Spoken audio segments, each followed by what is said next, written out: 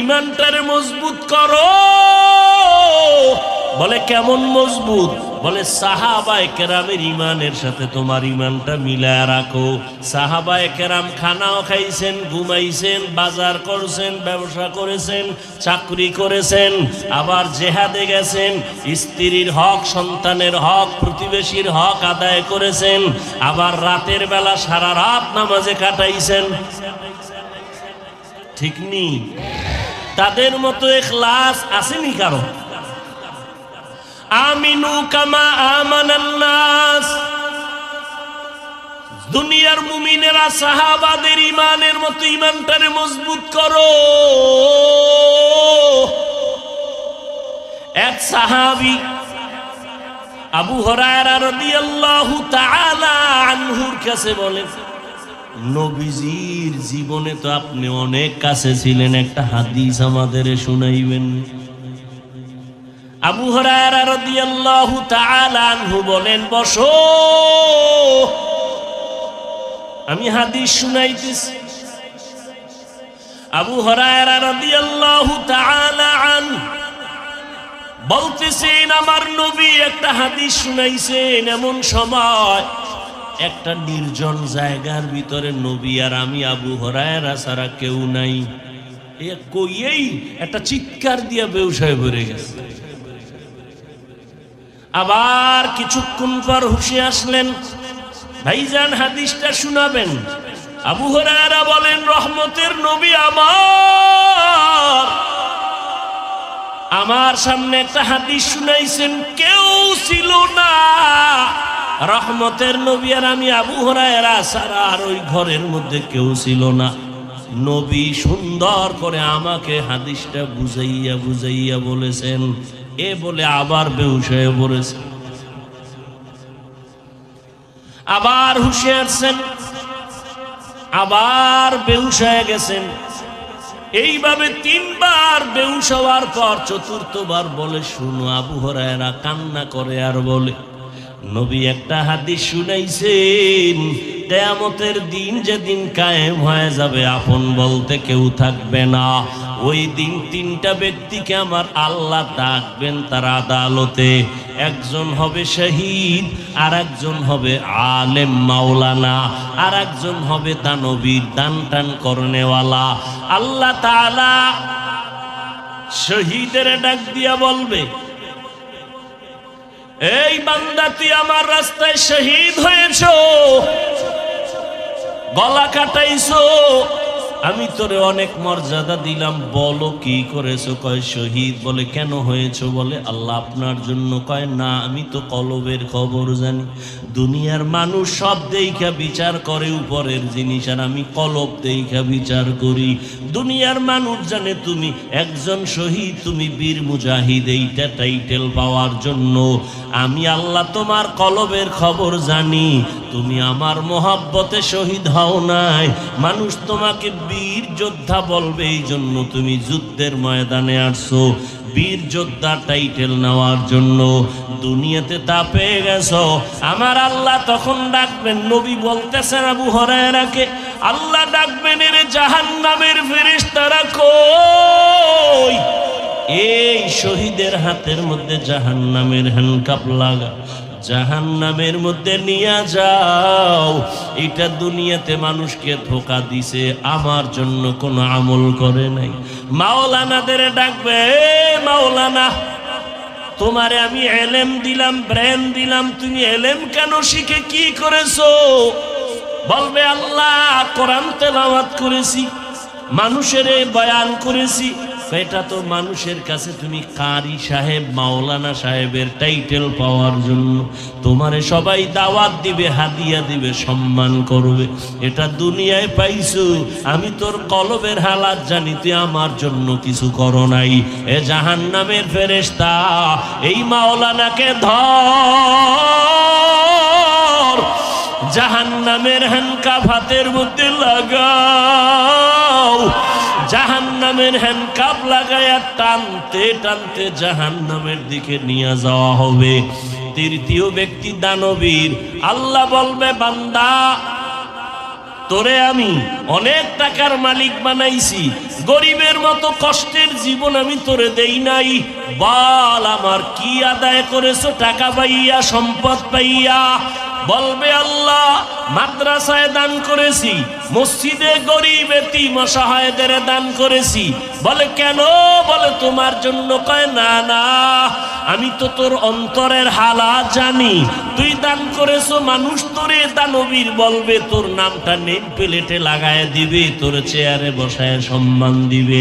আমার মোহাব্বতে দান করো নাই, আল্লাহ রাগান্বিত হয়ে বলবে তুই দুনিয়া পাওয়ার জন্য দান করছো, দুনিয়ায় তো তা পাইয়েই গেছো সম্মান, আমার কাছে আজ কিছু নাই। ও জাহান্নামের ফেরেশতা, এই দানবীরের হাতে জাহান্নামের হ্যান্ডকাপটা লাগাইয়া জাহান্নামে নাও। এরে নবীর উম্মতের দল, আবু হুরায়রা কইয়া কান্না করে বেকারার হয়ে গেলেন। একজন শহীদ গলা কাটা বান্দার যদি কিয়ামতের দিনেই হালাত হয়, একজন মাওলানার যদি এমন হালাত হয়, একজন দানবীরের যদি এমন হালাত হয়, এবার চিন্তা করা দরকার আপনার আমার অবস্থাটা কেমন হবে। আর কে দারদ খৌফে হক দর দিল মাদাম জান্নাতুল মাওয়া দেহাদু রামাকা। আল্লাহ কয় আমার অনুসরণ করো। আল্লাহকে না দেখে অনুসরণ কেমনে করি? ও মালিক, আপনাকে তো দেখা যাবে না, দেখার রাস্তা খুললে দেখবো কেমনে? পাওয়ার নাই। পাওয়ার যদি দাও তারপরও দেখতে পারবো না, কারণ তুমি মাওলার কোনো আকার নাই, কোনো আকৃতি নাই। তো আল্লাহ কেমন? পয়গম্বরে আরবি মেরাজ থেকে আইসা বলেন রাআইতু রব্বি আজ্জা ওয়া জাল্লা, আমি মুহাম্মদ মেরাজে আমার আল্লাহকে দেখে আসছি। ঘুমাইতেছেন? সুবহানাল্লাহ বললে কি গজব আসবে? আরো জোরে বলেন। মুসলমানের একটা আওয়াজ ভণ্ড বাতিলের জন্য একটা আতঙ্ক। মুসলমানের এই আওয়াজটাকে সারা দুনিয়ার বেঈমানেরা ভয় পায়। এই জন্য পৃথিবীর কোন রাষ্ট্রে এইরকম এক জায়গায় মুসলমান হইতেই দেয় না। এতগুলো মুসলমান এক জায়গায় হলেই ওরা ভয় পায়, না জানি চেয়ারের পায়া ভেঙ্গে চুরে চুরমার হয়ে যায়। কারণ মুসলমানের কাছে এমন একটা অস্ত্র আছে, মাথা দিয়ে দিবে, কল্লা দিবে, ইমানের আওয়াজ তারা ফেরত দিবে না। মুসলমান আল্লাহর মোহাব্বত নিয়ে চলে। ও নবীর আশিক, তুমি মনে মনে ভাবতেছো তোমার উপরে কোনো বিপদ নাই। বেঈমানের টার্গেট শুধু ফিলিস্তিন না, মুসলমানের চেচনিয়া বসনিয়া না, মুসলমানের টার্গেট হলো বাংলাদেশি না, টুপিওয়ালা শুধু তাই না, যারা মুহাম্মদের মানে তাদের উপরে আক্রমণ করবে। ওরে নবীর উম্মতের দল, মদিনার নবীরে মানবা, বিপদ আসবে না এটা হতেই পারে না। পানির ভেতরে নামবা, শরীরে পানি লাগবে না এটা হতেই পারে না। আগুনের কাছে যাইবা, গরম লাগবে না হতেই পারে না। বরফ হাতে নিবা, ঠান্ডা লাগবে না হতেই পারে না। আল্লাহর জান্নাত পাইবা, পরীক্ষা হবে না এটা হতেই পারে না। ওয়ালা তাহিনু ওয়ালা তাহজানু ওয়া আনতুমুল আ'লাউন ওয়া আনতুমুল আ'লাউনা ইন কুনতুম মুমিনিন।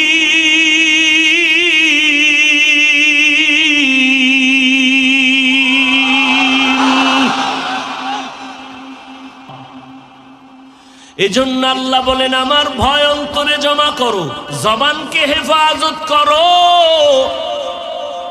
আমার অনুসরণ যেহেতু তুমি আমারে পাওনা করতে পারবা না, তবে আমি আল্লাহ তোমার জন্য একটা আসান পথ বাতায় দিলাম। জমিনে আমার একজন বন্ধু আছে, নাম হলো কি? মুহাম্মাদুর রাসূলুল্লাহ সাল্লাল্লাহু আলাইহি ওয়াসাল্লাম। এরে নবীর উম্মতেরা, আল্লাহ কয় আমার এমন বন্ধু মুহাম্মদ, মুসা নবী আমার বন্ধু, ইব্রাহিম নবী আমার বন্ধু, ঈসা নবী আমার বন্ধু, ইসমাইল নবী আমার বন্ধু, তবে মুহাম্মদও আমার বন্ধু। ব্যবধানটা কি জানো? সব নবীরা আমি আল্লাহ পাকের আশিক, আর আমি আল্লাহ নিজে হলাম মুহাম্মদের আশিক। قل إن كنتم تحبون الله فاتبعوني يحببكم الله। ও নবী, আপনি জানায় দেন উম্মতেরে, তোমরা যদি আল্লাহকে কিছু দিতে চাও ভালোবাসা, তোমরা আমি মুহাম্মদের অনুসরণ করো, তো আমার আল্লাহ খুশি হয়ে যাবে। আল্লাহ যার উপরে খুশি তার জান্নাত বিনা হিসাবে হয়ে যাবে। অতএব আল্লাহর অনুসরণটা কেমনে করবা? কয় মুহাম্মদের দেইখা তার ইতাআত করো। সাহাবায়ে কেরাম নবীরে দেখেন আর আমল করেন। পানিটা কেমনে পান করবেন, নবী কেমনে করে ওইভাবে দেখেন আর আমল করেন। জুতাটা কেমনে পরেন, সাহাবায়ে কেরাম দেখেন আর আমল করেন।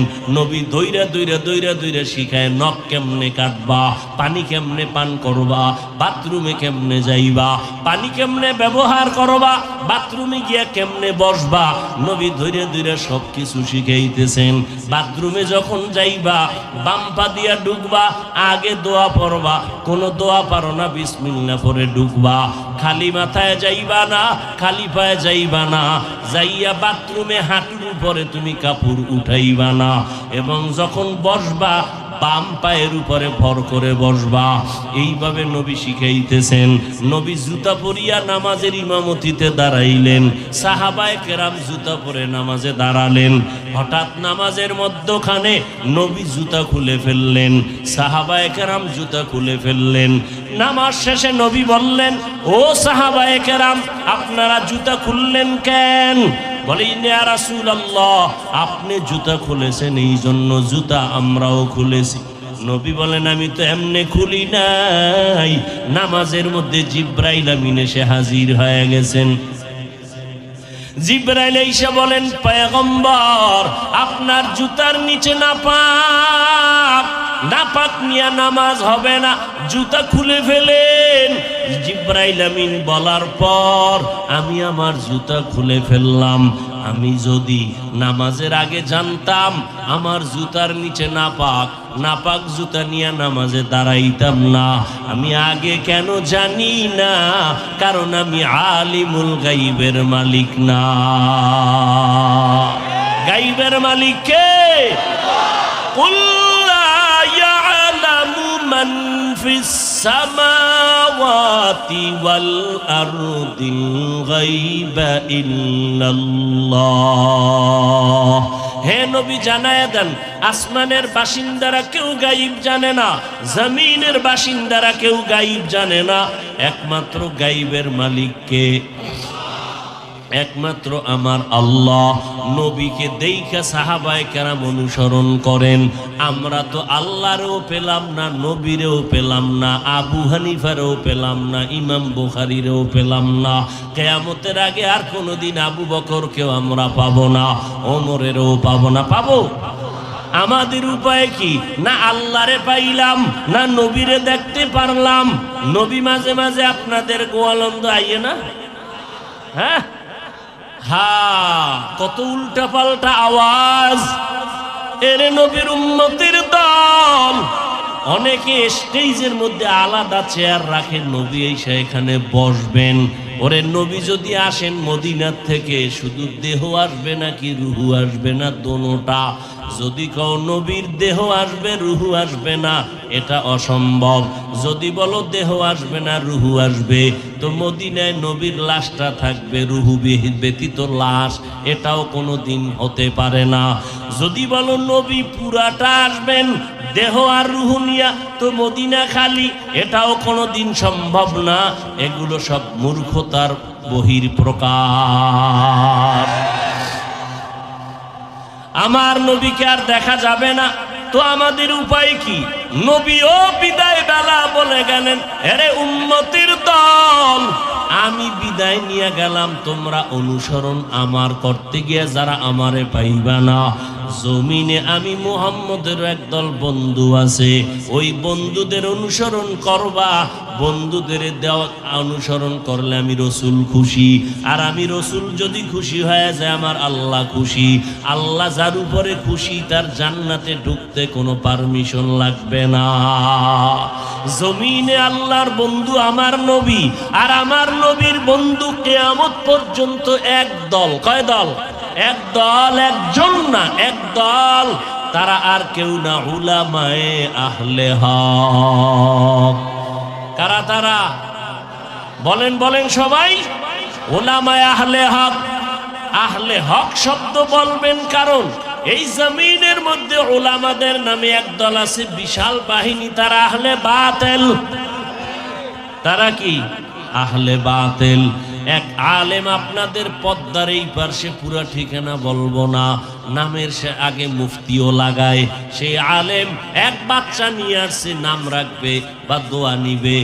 নাম তোমরা কোনো পছন্দ করছো নি? কয় হ। কি? কয় ওমর। কয় খবরদার, ওমরে ফারুক ছিল একটা বেদাতি ভণ্ড। আরো জোরে কও। সাহাবায়ে কেরামের বিরুদ্ধে কথা বললে হলা আছে না নাই? যারা সাহাবায়ে কেরামের বিরুদ্ধে কোনো কথা ইশারা ইঙ্গিতে বলবে তারা বাতিল, তারা ভণ্ড। এরে নবীর আশিক, আল্লাহর নবী বললেন আমার পরে তোমরা উলামায়ে আহলে হকের অনুসরণ করিও। উলামায়ে আহলে হকের পথ অনুসরণ করে তোমরা জান্নাতের আমলগুলো চালায় যাও। এরে নবীর উম্মতের দল। তাআলা বললেন এক, আল্লাহর ভয় অন্তরে জমা করো। আল্লাহর ভয় না থাকলে কারো অনুসরণ করবে না। এমনি আমারে অনেকেই ভালোবাসে, ঠিক না? ভালোবাসে। যদি কই আমার লাইনে টুপি পরেন, নামাজ পড়েন, না হুজুর এটা সম্ভব না। দাড়ি লম্বা করেন, কয় না এটা সম্ভব না। বিষয় কি? কয় ভালোবাসা আছে, ইতাআত নাই। ইতাআত ততক্ষণ পর্যন্ত হবে না যতক্ষণ পর্যন্ত আল্লাহর ভয়, তাকওয়া অর্জন হবে না। তাকওয়া অর্জন হতে হবে। এজন্য আল্লাহ বলেন আমাকে ভয় করো। জবানকে কন্ট্রোল করো, জবানকে হেফাজত করো। আল্লাহর ভয়ের নাম তাকওয়া। যারা আল্লাহকে ভয় করবেন তাদের নাম মুত্তাকি।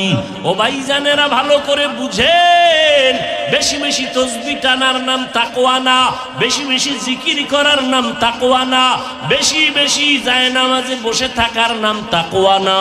তাকওয়া হলো আল ইহতিরাজ আনিল মাসিয়া, গুনাহের থেকে বেঁচে থাকার নাম তাকওয়া। আল্লাহর ভয় নিয়ে গুনাহ থেকে বাঁচো। এজন্য একটা সবক এখান থেকে নিয়ে যাও রে বাবা।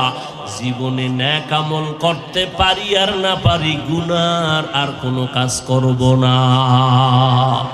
নেক আমল করতে পারি আর না পারি, গুনাহ করব না। কারণ গুনাহগারের শাস্তি বড় ভয়ঙ্কর। আল্লাহর কোরআন সত্য, কোনো মিথ্যার অবকাশ নাই। এরে যুবকেরা, বৃদ্ধ বাবাজিরা, আমিও তোমার মতো একটা যুবক। আমিও মুসলমান, তুমিও মুসলমান। তোমার আল্লাহ আমার আল্লাহ এক, তোমার ধর্ম আমার ধর্ম এক, তোমার নবী আমার নবী এক, আমাদের কাবা এক, আমাদের কোরআন এক, আমাদের কালেমাও। দুনিয়াতে আসছি এক, বিদায় হব তাও এক, কাফন হবে এক, কালার হবে এক, কবরের সাইজও এক, প্রশ্ন তিনটা তাও এক। অতএব বাবারা, ভিন্ন কোনো চিন্তা করার কোনো সুযোগ নাই। আজকে কেমন মুসলমান তুমি? আমি টুপি মাথায় না দিলে লজ্জা লাগে, আর তুমি টুপি মাথায় দিতে বড় লজ্জা লাগে। আমি দাড়ি কাটতে লজ্জা পাই, তুমি রাখতে লজ্জা পাও। আমি মসজিদে ঢুকতে মোহাব্বত করি, না ঢুকলে লজ্জা লাগে। তুমি মসজিদে ঢুকতে লজ্জা লাগে। তুমি কেমন মুসলমান হইলা রে বাবা?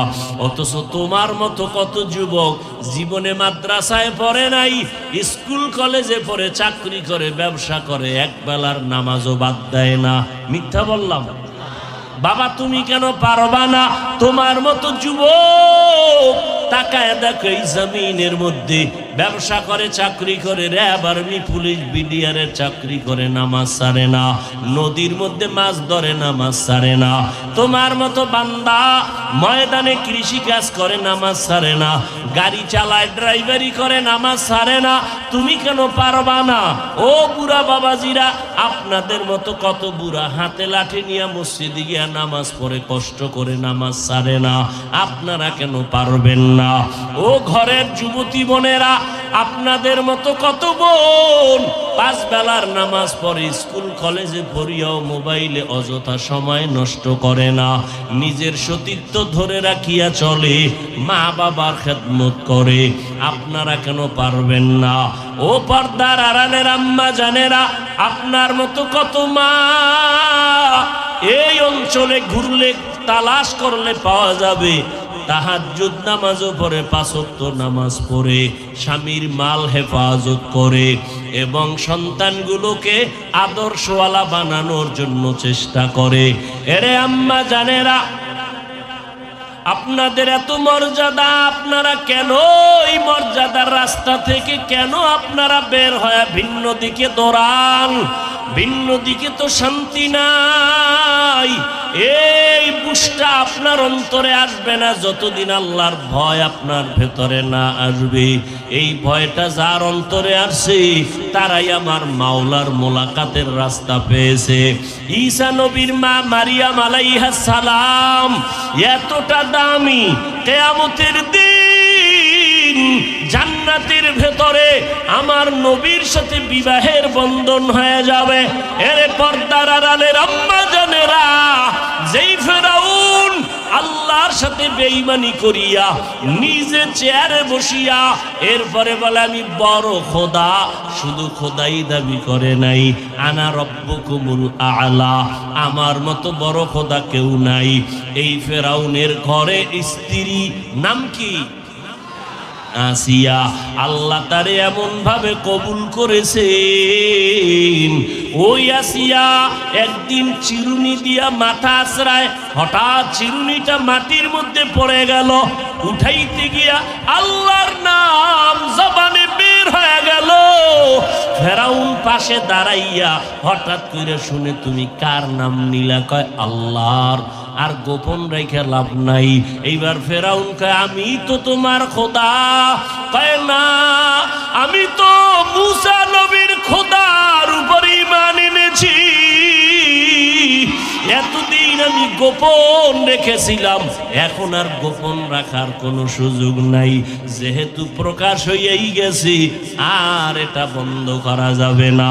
ফেরাউন ডাক দিয়া কয় আসিয়া সর্বনাশ, আমার খোদাইগিরি না জানি কি হয়ে যায়, তুমি আমার সাথে রকম করবা না, কি চাও সব দিব। বলে তুমি যাই দাও, আমার মাওলার মোহাব্বত আমি আলাদা ফেরত দিতে পারবো না। আমি মাওলার আশেক হয়ে গেলাম, আমি মাওলার মোহাব্বত অন্তরে জমায়ে ফেলেছি, আমি আমার মাওলার নাম না নিলে আমার কলিজা ঠান্ডা হয় না। ফেরাউন বলে খবরদার, আর একবারও তুমি বলবা না। আসিয়াকে ফিরাইতেই পারে না। এক পর্যায়ে ফেরাউন বলে আমার কানে কানে একটু আমারে খোদা বলিয়া ডাক দাও। আসিয়া ডাক দিয়া কয় রে ফেরাউন, আমি এমন আল্লাহর গোলাম যে আল্লাহ বধির না, অন্ধ না, যদি আমি তোমার কানে আস্তে করে কিছু বলি তাও আমার আল্লাহ শুনবেন, আমার আল্লাহকে ফাঁকি দেওয়ার কোনো সুযোগ হবে না। আসিয়া এবার আল্লাহর উপরে মজবুত হয়ে গেল। ফেরাউন যখন দেখলো আর আসিয়াকে লাইনে নেওয়া যায় না, এবার ফেরাউন রাগান্বিত হয়ে বাঁকা হইয়া বলে, ও আসিয়া, আল্লাহরে যদি তুমি ভুলিয়া না যাও, আমারে যদি খোদা বলে স্বীকৃতি না দাও, আমি তোমাকে বিচারের কাঠগড়ায় দাঁড় করাবো। আসিয়া বলে রে তুমি যা করো কিছুই আমার আপত্তি নাই, বলে তোমার হাতে পায়ে রশি লাগায় ফাঁসি দিব। যখন ফেরাউন বলল, আসিয়া বলে করো, আমার কোনো আপত্তি নাই, আমি আমার মালিকের ভুলতে পারবো না, কারণ আমার মালিক, আমার ইজ্জতের মালিক, আমার হায়াতের মালিক, আমার রিজিকের মালিক, আমার আল্লাহ ছাড়া আমার আপন কেউ নাই। ওই আল্লাহ আমাকে কথা বলার শক্তি দান করেছেন, ওই আল্লাহ আমার সুন্দর চেহারা দিয়া বানাইছেন। ফেরাউন যখন দেখলো ফিরানো যায় না, ফাঁসির মঞ্চে নেওয়ার জন্য রেডি হয়ে গেল। আসিয়ার হাতে পায়ে রশি লাগাইয়া এবার যখন ফাঁসির মঞ্চে নিবেন, আসিয়ার উপরে আঘাত, চোখের পানি ছেড়ে কাঁদেন আর আমার মাওলার সাহায্য চাইতেছেন। এতে হঠাৎ করিয়া যখন আসিয়াকে ফাঁসি দিবে খবরটা ছড়ায় গেল। একদিন ওই পথের দ্বারে মুসা নবীর আগমন ঘটে গেল। আসিয়া মুসা নবীরে দেইখা কয়, ও পয়গম্বর, আপনি জানেননি আপনি তো আল্লাহর সাথে মাঝে মাঝে কথা বলতে যান, আপনি একটু বলবেন আমি আসিয়ার উপরে আপনার মাওলার রাজি না বেজার হয়ে গেছে? এবার মুসা নবী কা, আমার মাওলা তোমার উপরে রাজি, কোনো চিন্তা নাই, তুমি মজবুত হইয়া থাকো, আল্লাহ তোমার উপরে রাজি হয়ে আছেন। আসিয়া ডাক দিয়া কয়, ফাঁসির মঞ্চে নাও। আসিয়া এক মুসা নবীর মুখে আশ্বাস বাণী শুনিয়া আসমানের দিকে দুহাত উঁচু করে দোয়া করে আর কাঁদে, রব্বি বিনিলি ইনদাকা বাইতান ফিল জান্নাহ। ও আল্লাহ, ফিরআউনের সামনে আজ আমি বেইজ্জতি হয়ে যাইতেছি, তুমি আমাকে দয়া করে ইজ্জতের হেফাজত করো, জান্নাতে তোমার কাছে একটা ঘর বানাইয়া দাও। ওয়ানাজ্জিনি মিন ফিরআউনা ওয়া আমালিহি ওয়ানাজ্জিনি মিন কওমিনাল কওমিজ জালিমিন। ফেরাউনের অত্যাচার থেকে আল্লাহ তুমি মুক্তি দাও। আসিয়া কান্নাকাটি করে দোয়া করার সাথে সাথে হঠাৎ আসিয়া আসমানের দিকে তাকায় দেখে আমার মাওলা পাকের কুদরতের পর্দা খুলে দেওয়া হলো। আসিয়া তাকায় দেখে লক্ষ লক্ষ ফেরেশতারা অপেক্ষায় আছে আসিয়াকে স্বাগতম দিয়া, জান্নাতের নাজ নেয়ামত দিয়া তারপরে নিয়ে যাবে। আসিয়া দেখে এবার ফাঁসির মঞ্চে যায় আর মুস্কি মুস্কি হাসতেছে। ফেরাউন ডাক দিয়া কয়, আসিয়া, একটু আগে তুমি কান্না করলা, এখন আবার তুমি কেন হাসো? বলে, রে ফেরাউন, তুমি জানো না আমার আসল মালিকের দরজা খুলিয়া গেছে, আমি যেই মালিকের জন্য আমি পাগল, ওই মালিকের কর্মচারীরা অপেক্ষায় আছে আমাকে জান্নাতের মধ্যে নিয়ে নিবে। ওই জান্নাত আমি তাকায় দেখতেছি, লক্ষ লক্ষ ফেরেশতাদের দেখতেছি। এইবার ফাঁসির মঞ্চে যখন আসিয়াকে ঝুলাইয়া দিল, আল্লাহ পাক রব্বুল আলামিন ফেরেশতা পাঠায় তাকে রূহটা জান্নাতের মধ্যে নিয়ে নিল। আমার নবী বলেন, কিয়ামতের ময়দানে আমি মুহাম্মদের সাথে জান্নাতে যত নারীর সাথে বিবাহ হবে, ফেরাউনের স্ত্রী আসিয়ার সাথে আল্লাহ আমার সাথে বিবাহের বন্দোবস্ত করায় দিবেন। এরে পর্দার আড়ালের আম্মা জানেরা, একটা মা যখন আদর্শওয়ালা হবে, ওই ঘরটা জান্নাতের বাগান হয়ে যাবে। স্বামী যদি একটু আঁকা বাঁকা চলে, স্ত্রী ভালো হলে স্বামীটাও লাইনে চলে আসবে। এরে আম্মা জানেরা, আল্লাহর কোরআন সত্য, নবীর কথা সত্য, মিথ্যা না। ও যুবকেরা তৈরি হও, কয়দিন আর দুনিয়াতে বাঁচবা, চোখের সামনে শুধু লাশ আর লাশ। এমন একটা দিন নাই যুবকের লাশের খবর নাই রে বাবা, মরণ তো লাগবে। আজকে তুমি কত আরামে খাও আর ঘুমাও, গরমে তুমি আজকে ফ্যান চালাও, মশার যন্ত্রণায় মশারি টানায় ঘুমাও। ও বান্দা, গুনাহ নিয়ে যদি কবরে যাও, আজকে আমি যদি প্যান্ট শার্ট টাই লাগাইয়া দাড়ি কামায়া তোমার মতো চলতাম, কেউ আমারে বাধা দিত না। কিন্তু না, কেন এত কষ্ট করিয়া এই লেবাস পোশাক নবীর তরিকায় হালাল ভাবে চলি, নামাজ পড়ি? এর একমাত্র কারণ আমার মাওলার কোরআন সত্য, জান্নাত জাহান্নাম সত্য।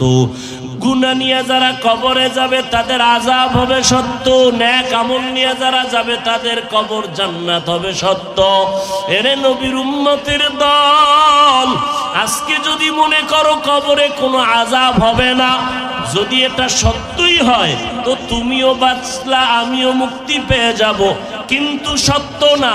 গুনাহগারের আযাব হবে, দলিলের অভাব নাই।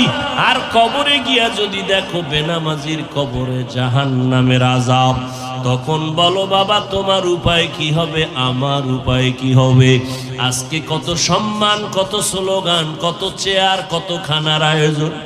যেদিন আজরাইল আইসা আমার রূহটা নিয়ে যাবে, ওই দিন আমার আপন সন্তানেরা পর্যন্ত আমার লাশটা ঘর থেকে নামায়া দিবে। এখন আর কেউ আমার কাছে আসবে না, আমার গায়ের জামাটা বেলেট দিয়া কেটে কেটে রেখে দিবে। সাদা কাপুনের প্যাকেট বানাইয়া জানাজা পড়াইয়া এমন এক জায়গায় কবর যেখানে দিনের বেলা যাইতো বড় ভয় লাগে। আমেরিকার খবর সেকেন্ডে পাওয়া যায়, বাড়ির দরজায় বাবার কবর, মায়ের কবর আজ 100 বছর হলো, কোনো খবর নিলা না রে বাবা, কেউ কারো খবর নেয় না। হ্যাঁ, নেক আমলওয়ালারা যদি দুনিয়াতে নেককার সন্তান রেখে যায় তারা দোয়া করে, কোরআন তেলাওয়াত করে।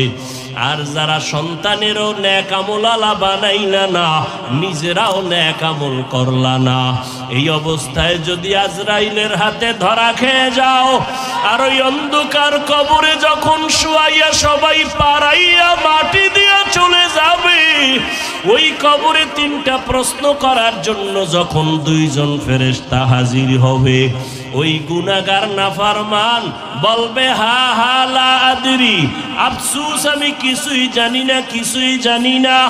আল্লাহর নবী বলেন, তখন আল্লাহ কুদরতি আওয়াজ দিয়া বলবেন, ও কবরের ফেরেশতারা, এই নাফরমানকে আর কোনো সুযোগ দিও না, আমি দুনিয়াতে কম সুযোগ দেই নাই। আমার দেওয়া পানি, আমার দেওয়া বাতাস, আমার দেওয়া সূর্যের আলো, চাঁদের আলো, আমার দেওয়া নদীর মাছ, জমিনের ফসল, গাছের ফল খাইলো, এত বড় নিমক হারাম একবার আলহামদুলিল্লাহ বলে নাই। ওলামায়ে কেরাম পায়ে ধরে ধরে নামাজের দাওয়াত দিত, একবেলার নামাজেও মসজিদে যায় নাই। ও ফেরেশতারা, আর একে সুযোগ দেওয়া যাবে না, একে ভালো করিয়া ধরো, জাহান্নামের বিছানাটা কবরে বিছাইয়া দাও, কবরের সাথে জাহান্নামের সাথে রাস্তা খুলিয়া দাও। ও যুবক, একটা মশার কামড় সইতে পারো না, গুনাহ নিয়ে কবরে গেলে পোকা মাকড়ের কামড় কেমনে সহ্য করবা? আরে ফ্যানের বাতাস ছাড়া ঘুমাইতে পারো না, জাহান্নামের আগুনের গরমে কেমনে সেখানে তুমি থাকবারে বাবা? আমার আল্লাহ রাগান্বিত হইয়া শেষবারে বলবেন, ও কবরের মাটি, এই নাফরমান গুনাহগারের 2 পার্শ্ব থেকে জোরে জোরে চাপ দাও, এত জোরে চাপ দিবে পাজরের হাড়গুলো চুরমার হয়ে যাবে।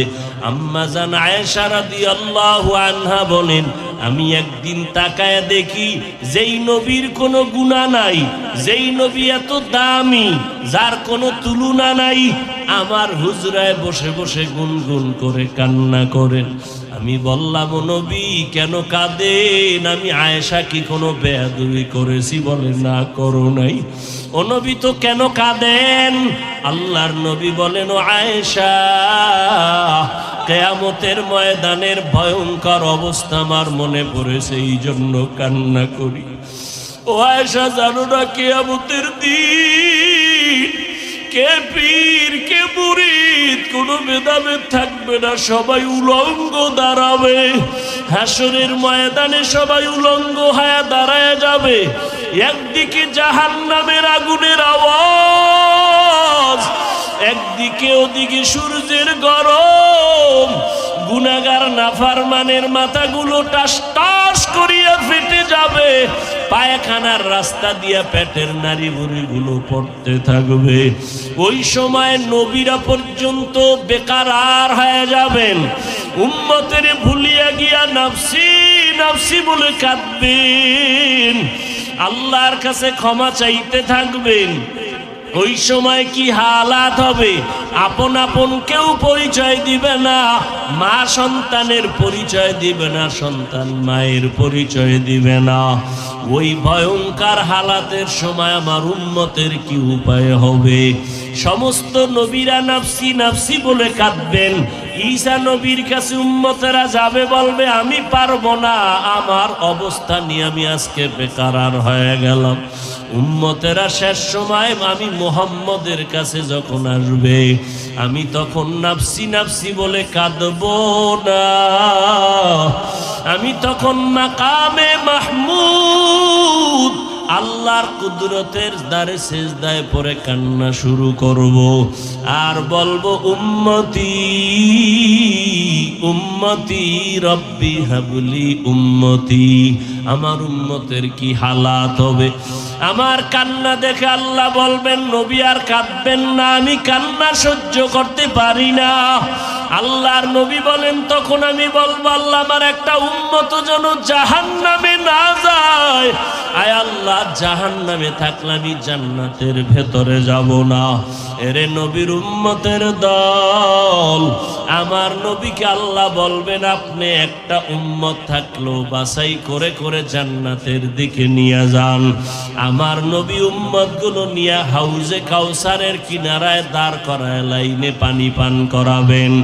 ওরে নবীর উম্মতের দল, নবী যখন পানি পান করাবেন লাইনে দাঁড় করায় তার উম্মতের, হঠাৎ দেখবে কিছুক্ষণ পরে একটা পর্দা পড়ে গেল। ফেরেশতাদের বলবে কি ব্যাপার? বলে ওই পার্শ্বের উম্মতগুলো আপনার আসল উম্মত না। বলে কেন? বলে নবী আপনি দুনিয়া থেকে বিদায়ের পর এরা দুনিয়ার তামাশায় পইরা আপনার সুন্নতের জবাই করেছে, নিজেও নামাজ পড়ে নাই, যারা নামাজ পড়তো তাদেরও পছন্দ করে নাই, নিজেরাও দাড়ি রাখে নাই, যারা দাড়ি রাখতো তাদেরও পছন্দ করে নাই, নিজেরাও পর্দা করে নাই, যারা পর্দা করতো তাদেরও পছন্দ করে নাই।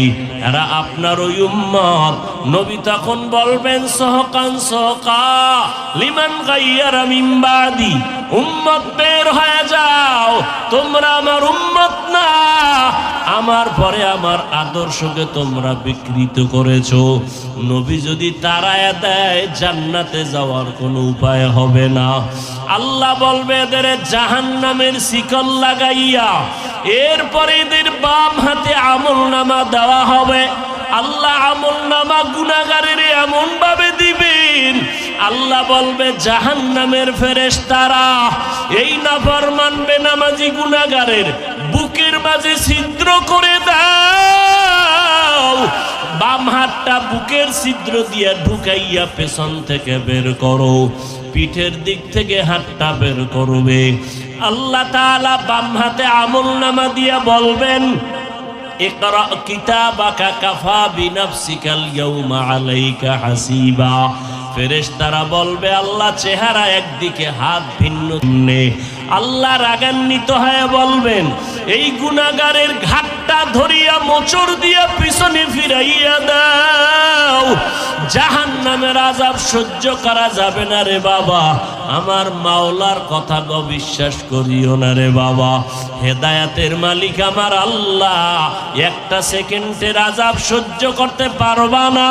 নবী যদি কান্না করেন তোমার আমার কি উপায় হবে? আল্লাহর কাছে তওবা করে নাও।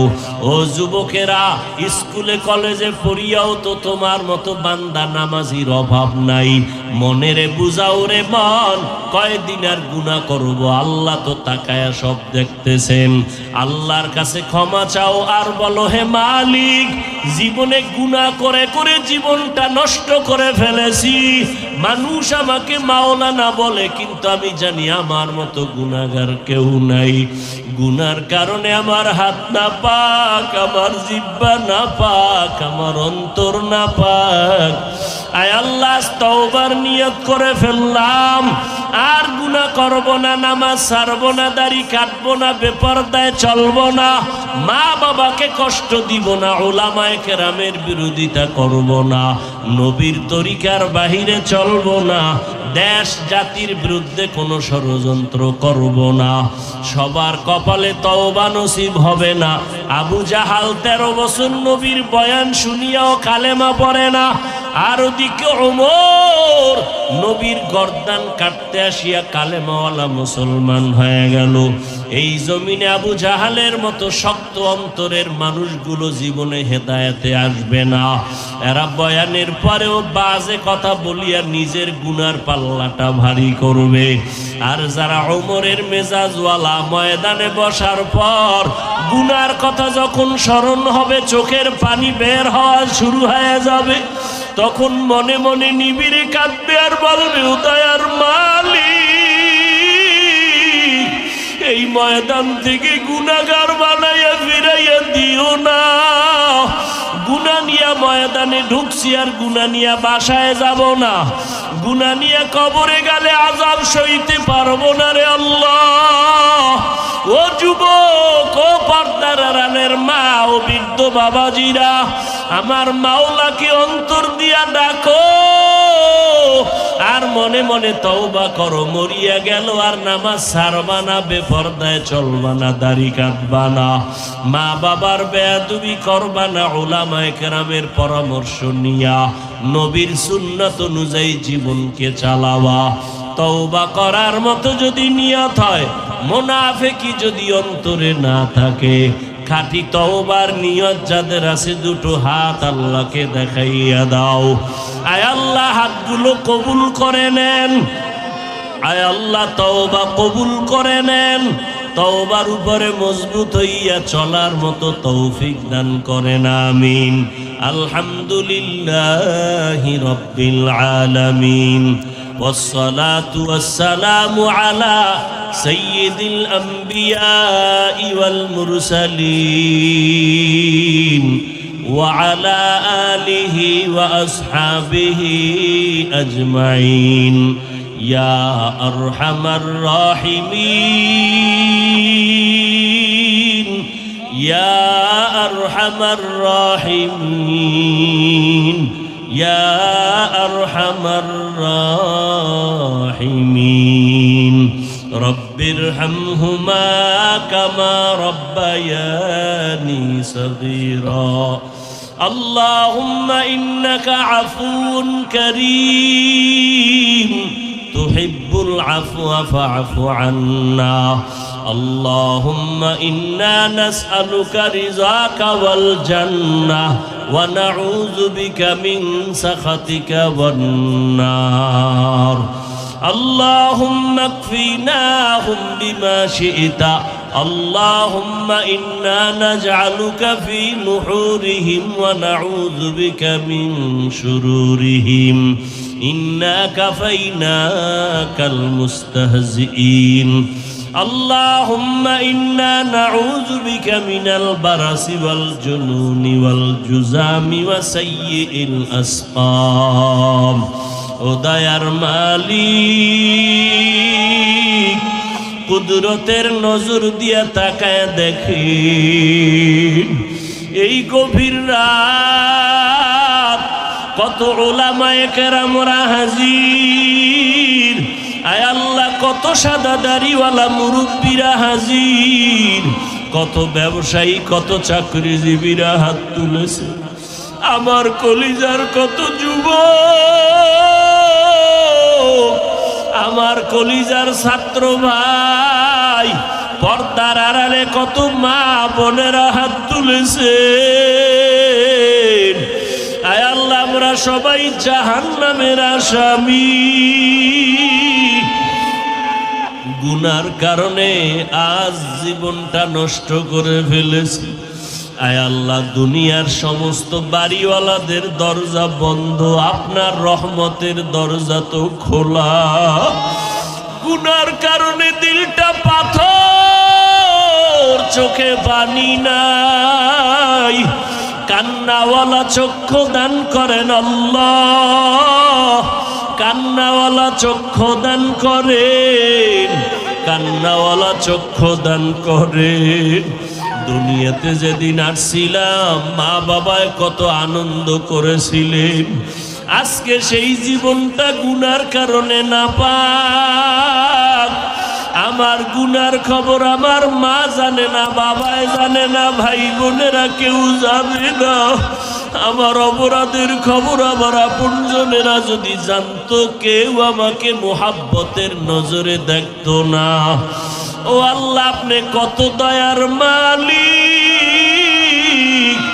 আপনি গুনার খবর জানিয়াও রাগ করিয়া পানি বন্ধ করেন নাই, বাতাস বন্ধ করেন নাই, খানা বন্ধ করেন নাই। ও আল্লাহ, আমরা আপনার দরজায় ফিরিয়ে আসছি, তওবার নিয়তে হাত তুলেছি, আর গুনাহ করব না রে আল্লাহ। আয় আল্লাহ, দুনিয়াতে গরম সইতে পারি না, গুনাহ নিয়ে কবরে গেলে জাহান্নামের আগুন কেমনে সহ্য করব? দুনিয়াতে মশার কামড় সইতে পারি না, কবরে গেলে সাপের কামড় কেমনে সহ্য করব? আয় আল্লাহ তাআলা, গুনাহ নিয়ে কবরে যেতে চাই না, তওবার নিয়তে হাত তুলেছি, আর গুনাহ করব না, আর গুনাহ করব না রে আল্লাহ। এ জীবনে না করিলাম বন্দেগী, গুনাহ করে কাটাইলাম জিন্দেগি, তওবা করে আবার তওবা ভাঙ্গিলাম, তওবা করে আবার তওবা ভাঙ্গিলাম, অবশেষে খাঁটি তওবা করিলাম। গুনাহ করেছি আর তো গুনাহ করব না, দয়া করে মাফ করে দেন রব্বানা। আয় আল্লাহ, আপনি যদি আমাদের গুনার কারণে রাগ করিয়া ফিরাইয়া দেন, আমরা কোথায় যাব? বড় বড় গুনাহগারকেও তো আপনি মাফ করিয়া দিয়েছেন রে আল্লাহ। আমরা তো আপনার আদরের নবীর উম্মত। আয় আল্লাহ, আমাদের খালি ফিরাইয়া দিয়েন না। যদি আমাদের গুনাহগার বলিয়া ফিরাইয়া দেন, রহমান নামটা কেন রাখছেন? গফফার নামটা কেন রাখলেন? সত্তার নামটা কেন রাখছেন রে আল্লাহ? এই ময়দানে কি আপনার আশেক বান্দা কেউ নাই? আয় আল্লাহ, কত আপনার খাস বান্দারা এখানে হাজির হয়েছে, বসার জায়গা নাই, দাঁড়ায় দাঁড়ায় কথা শুনছে। আয় আল্লাহ তাআলা, আমরা গুনাহ নিয়ে বাসায় ফিরতে চাই না। আয় আল্লাহ, মেহেরবানি করে আমাদের মাফ করিয়া দেন। আয় আল্লাহ, মাহফিল কবুল করিয়া নেন, নাজাতের ওসিলা বানায়া দেন। আয় আল্লাহ, এলাকার ঘরে ঘরে সুন্নতের বাতি জ্বালায়া দেন। আয় আল্লাহ, সারা দুনিয়াতে শান্তি দান করেন। আয় আল্লাহ, ফিলিস্তিনের মুসলমানের কান্নার আওয়াজ, মা বাবার সামনে সন্তানের জবাই করা হয়, সন্তানের সামনে মা বাবাকে কত অত্যাচার করা হয়। মা বাবায় সন্তানের হাজার কষ্ট সইতে পারে, কিন্তু কোনো বিপদ দেখলে সইতে পারে না। আয় আল্লাহ, সন্তানকে মায়ের সামনে আগুনে পুড়িয়া ফেলানো হয়। আয় আল্লাহ, আপনার কি একটু মায়া হবে না রে মালিক? সন্তান যদি হাজারো অন্যায় করে মা বাবা বাবার কাছে কান্না করে, মোহাব্বত বাড়ে আর কোলেটাই না নেয়।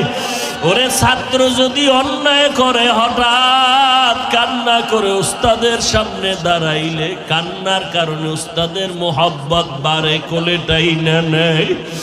ও আল্লাহ, মা বাবার থেকে উস্তাদের থেকে কি আপনার মায়া কম? ও আল্লাহ, এই বান্দাদের আকুতি কি আপনি কবুল করবেন না? আয় আল্লাহ, শয়তানের ধোকায় গুনাহ করিয়াই ফেলেছি, আর গুনাহ করব না রে আল্লাহ। আয় আল্লাহ তাআলা, আমাদের গুনাহগুলো মাফ করিয়া দেন, ওলামায়ে কেরামদের মাফ করিয়া দেন, মুরব্বীদের মাফ করিয়া দেন। আয় আল্লাহ, আমার কলিজার যুবকগুলোকে মাফ করিয়া দেন, মা বোনদের মাফ করিয়া দেন আল্লাহ।